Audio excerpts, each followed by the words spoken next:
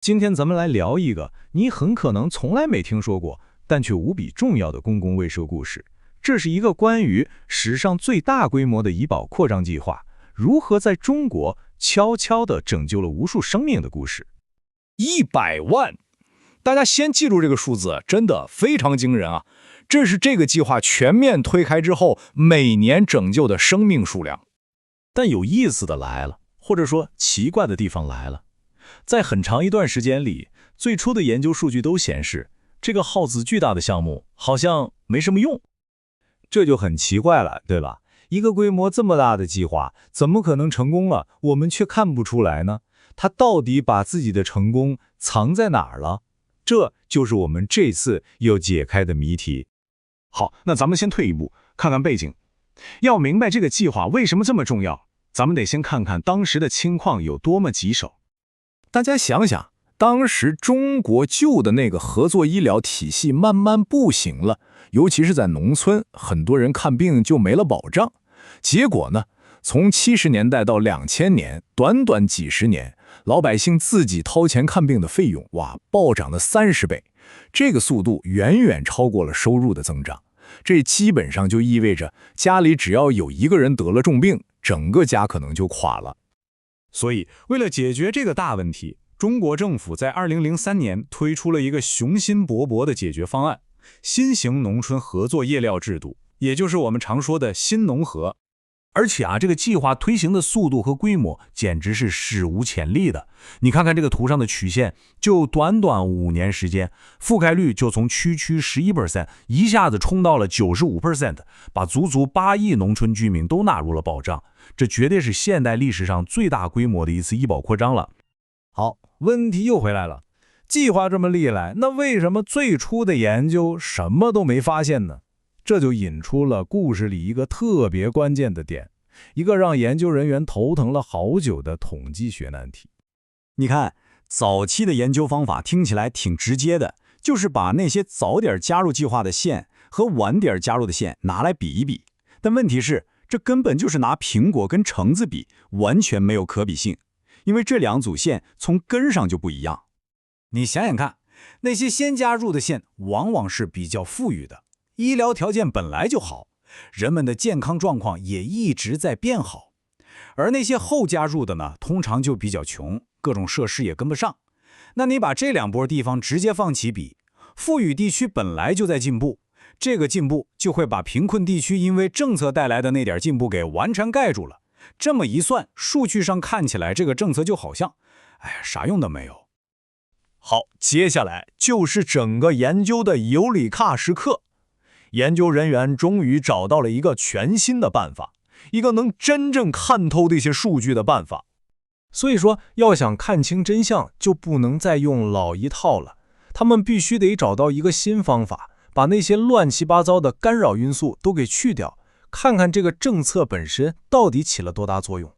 这个突破口其实来自一个特别聪明但又很简单的想法。你想，新农合这个政策，它的目标人群就是农村居民，对吧？那理论上，一个县里的农村人口越多，这个政策的效果是不是就应该越明显？就是这个点成了解开整个谜团的钥匙。有了农业人口比例这个新角度，比较一下就公平了。研究人员不再是比早加入和晚加入，而是在同一时间点比较那些农村人口比例高的县和比例低的县。这么一来，时间这个最大的干扰因素就被排除了。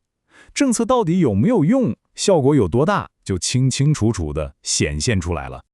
那么当他们用这个新方法重新去分析所有数据之后，那个结果真的可以说是石破天惊。故事的高潮来了。大家看这两张图，简直是一目了然。红线代表农村人口多的县，蓝线代表农村人口少的。你看，在政策开始的那个时间点，也就是图上的0点之前，两条线是平行着走的，趋势差不多。但就在政策开始之后，你看红线死亡率唰的一下就降下来了，预期寿命呢蹭的一下就上去了，而蓝线几乎没变。这个政策的效果有多强，不用我多说了吧？